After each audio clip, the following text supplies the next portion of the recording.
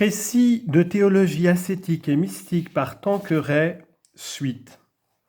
Chapitre 3. Perfection de la vie chrétienne. Toute vie doit se perfectionner, mais surtout la vie chrétienne, qui d'après sa nature est essentiellement progressive et n'atteindra son terme que dans le ciel. Nous devons donc examiner en quoi consiste la perfection de cette vie, afin que par là nous puissions nous mieux orienter dans les voies de la perfection. Et comme sur ce point fondamental, il y a des erreurs et des idées plus ou moins incomplètes, nous commencerons par éliminer les fausses notions de la perfection chrétienne et exposerons ensuite sa vraie nature. Article 1. Les fausses notions sur la perfection. Ces fausses notions se rencontrent chez les incroyants, les mondains et les faux dévots. Aux yeux des incroyants, la perfection chrétienne n'est qu'un phénomène subjectif qui ne correspond à aucune réalité certaine. Plusieurs parmi eux n'étudient ce qu'ils appellent les phénomènes mystiques qu'avec des préjugés malveillants et sans discerner entre les vrais et les faux mystiques. Tels Max Nordau, Leuba et Murisier. On lit en note Max Nordau qui a écrit La dégénérescence, Leuba, la psychologie des phénomènes religieux, Murisier, les maladies du sentiment religieux, fin de note. D'après eux, la prétendue perfection des mystiques n'est qu'un phénomène morbide, une sorte de psychonévrose, d'exaltation du sentiment religieux et même une forme spéciale de l'amour sexuel, ainsi que le montrent ces termes de fiançailles, de mariage spirituel, de baisers, d'étreintes, de caresses divines qu'on trouve si souvent sous la plume des mystiques. Évidemment, ces auteurs qui ne connaissent guère que l'amour profane n'ont rien compris à l'amour divin. Ils sont de ceux auxquels on pourrait appliquer la parole de notre Seigneur « Ne jetez pas les perles au pourceau ». Matthieu, chapitre 7, verset 6. Aussi d'autres psychologues, comme James, leur font remarquer que l'instinct sexuel n'a rien à voir avec la sainteté, que les vrais mystiques ont pratiqué la pureté héroïque, les uns n'ayant rien ou presque rien éprouvé des faiblesses de la chair, les autres ayant surmonté de violentes tentations par des moyens héroïques, par exemple en se roulant sur les épines. Si donc ils ont employé le langage de l'amour humain, c'est parce qu'il n'y en a pas d'autre qui soit plus apte à exprimer d'une façon analogique les tendresses de l'amour divin. Par ailleurs, ils ont montré dans toute leur conduite, par les grandes œuvres qu'ils ont entreprises et menées à bonne fin, qu'ils étaient des sages, des pondérés, et qu'en tout cas, on ne peut que bénir les névroses qui nous ont donné des saints Thomas d'Aquin et des saints Bonaventure, des saint Ignace de Loyola et des François Xavier, des Thérèse et des Jean de la Croix, des François de Sales et des Jeanne de Chantal, des Vincent de Paul et des Mademoiselles Legras, des Bérulle et des Ollier, des Alphonse de Ligorie et des Paul de la Croix. D'autres incroyants rendent justice à nos mystiques, tout en doutant de la réalité objective des phénomènes qu'ils décrivent. Tels sont William James et Maxime de Montmoran, qui ont écrit La psychologie des mystiques, en 1920. Ils reconnaissent que le sentiment religieux produit dans les âmes des effets merveilleux, un élan invincible vers le bien, un dévouement sans borne à l'égard du prochain, que leur prétendu égoïsme n'est au fond qu'une charité éminemment sociale qui a la plus heureuse influence, que leur soif de souffrance ne les empêche pas de jouir d'indicibles délices et de répandre un peu de bonheur autour d'eux. Mais ils se demandent s'ils ne sont pas victimes d'autosuggestion et d'hallucination.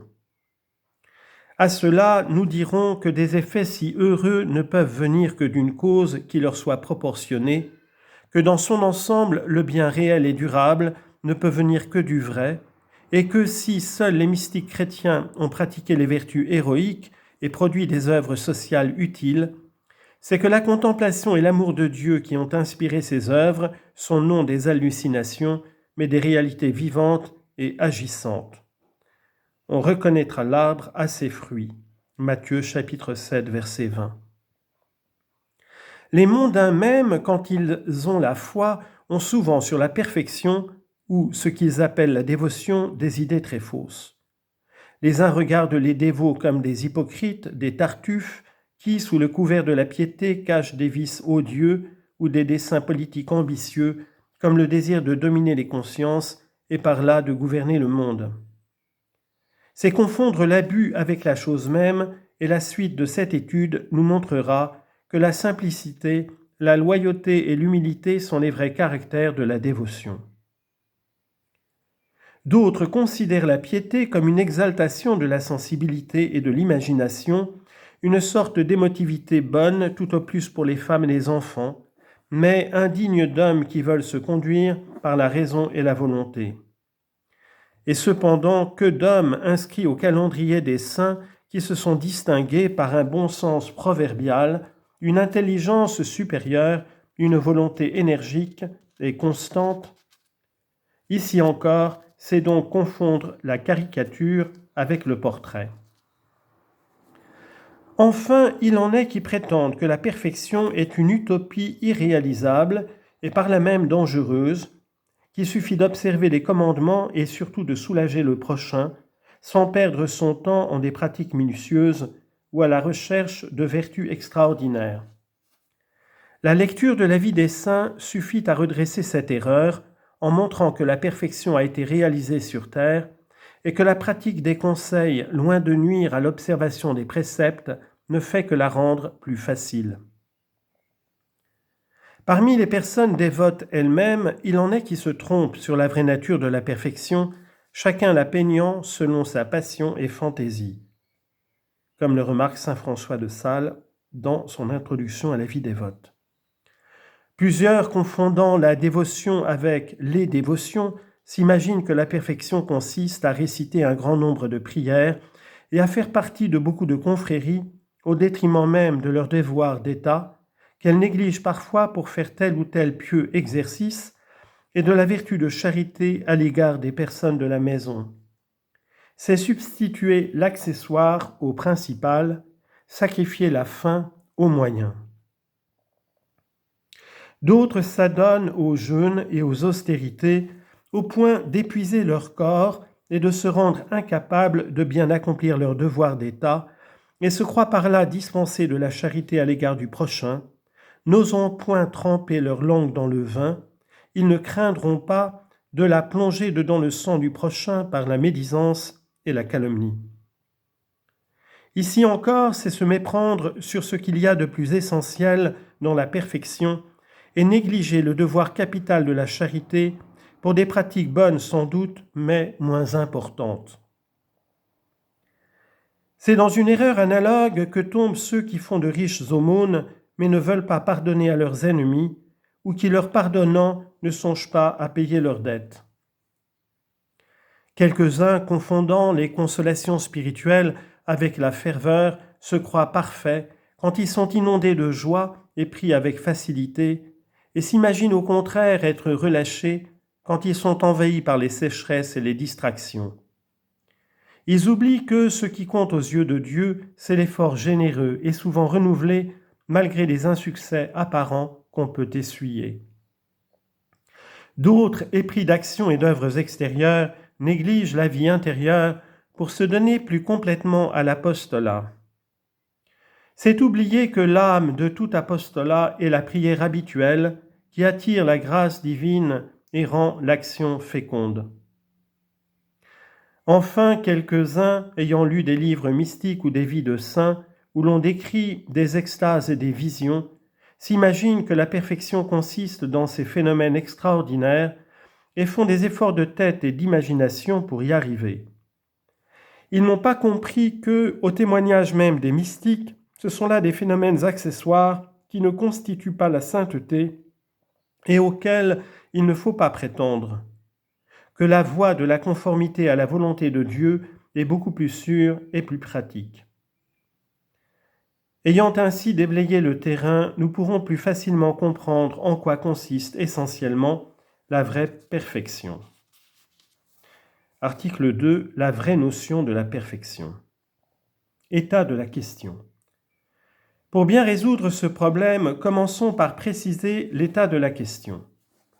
Un être est parfait, perfectum, dans l'ordre naturel, quand il est fini, achevé, par conséquent, quand il atteint sa fin. Saint Thomas dit « Unum quodque dicitur esse perfectum in quantum attingit proprium finem, qui est ultima rei perfectio ». On dit qu'une chose est parfaite quand elle atteint sa fin propre, qui est la perfection ultime de la réalité. C'est là la perfection absolue. Mais il en est une autre relative et progressive qui consiste à se rapprocher de cette fin en développant toutes ses facultés et en pratiquant tous ses devoirs selon les prescriptions de la loi naturelle manifestée par la droite raison. La fin de l'homme même dans l'ordre naturel, c'est Dieu. Créés par lui, nous sommes nécessairement créés pour lui, car il ne peut évidemment trouver une fin plus parfaite que lui-même, puisqu'il est la plénitude de l'être, et par ailleurs, créé pour une fin imparfaite serait indigne de lui. De plus, Dieu étant la perfection infinie, et par là même la source de toute perfection, l'homme est d'autant plus parfait qu'il se rapproche davantage de lui et participe à ses divines perfections. Voilà pourquoi il ne trouve dans les créatures rien qui puisse satisfaire ses légitimes aspirations. Ultimus hominis finis est bonum in creatum. La fin ultime de l'homme, c'est le bien incréé, qui est Dieu. Qui solus sua infinita bonitate potest, voluntatem hominis perfecte implere. Lui qui peut combler seul la volonté de l'homme par sa bonté infinie. C'est donc vers Dieu qu'il faut orienter toutes nos actions, le connaître, l'aimer, le servir et par là le glorifier. Voilà le but de la vie, la source de toute perfection. C'est plus vrai encore dans l'ordre surnaturel. Élevé gratuitement par Dieu à un état qui dépasse nos exigences et nos possibilités, appelé à le contempler un jour par la vision béatifique, et déjà le possédant par la grâce, doté de tout un organisme surnaturel pour nous unir à lui par la pratique des vertus chrétiennes, nous ne pourrons évidemment nous perfectionner qu'en nous rapprochant sans cesse de lui. Et comme nous ne pouvons le faire sans nous unir à Jésus, qui est la voie nécessaire pour aller au Père, notre perfection consistera à vivre pour Dieu en union avec Jésus-Christ. Pour moi, vivre, c'est le Christ. C'est ce que nous faisons en pratiquant les vertus chrétiennes, théologales et morales, qui toutes ont pour but de nous unir à Dieu d'une façon plus ou moins directe, en nous faisant imiter notre Seigneur Jésus-Christ. Ici se pose donc la question de savoir si parmi ces vertus, il n'en est pas une qui résume et contienne toutes les autres et qui par là même constitue, pour ainsi dire, l'essence de la perfection. Saint Thomas, résumant la doctrine de nos saints livres et celle des pères, répond affirmativement et nous enseigne que la perfection consiste essentiellement dans l'amour de Dieu et du prochain, aimé pour Dieu. Per se quidem et essentialiter consistit perfectio Christianae vitae in caritate, principaliter quidem secundum dilectionem Dei, secundario autem secundum dilectionem proximi. Mais comme dans la vie présente, l'amour de Dieu ne peut se pratiquer sans renoncer à l'amour désordonné de soi-même ou à la triple concupiscence, il faut en pratique joindre le sacrifice à l'amour. C'est ce que nous allons exposer en montrant, premièrement, comment l'amour de Dieu et du prochain constitue l'essence de la perfection. Deuxièmement, pourquoi cet amour doit aller jusqu'au sacrifice. Troisièmement, comment on doit combiner ces deux éléments. Quatrièmement, comment la perfection embrasse à la fois les préceptes et les conseils. Cinquièmement, quels sont ses degrés et jusqu'où elle peut aller sur terre.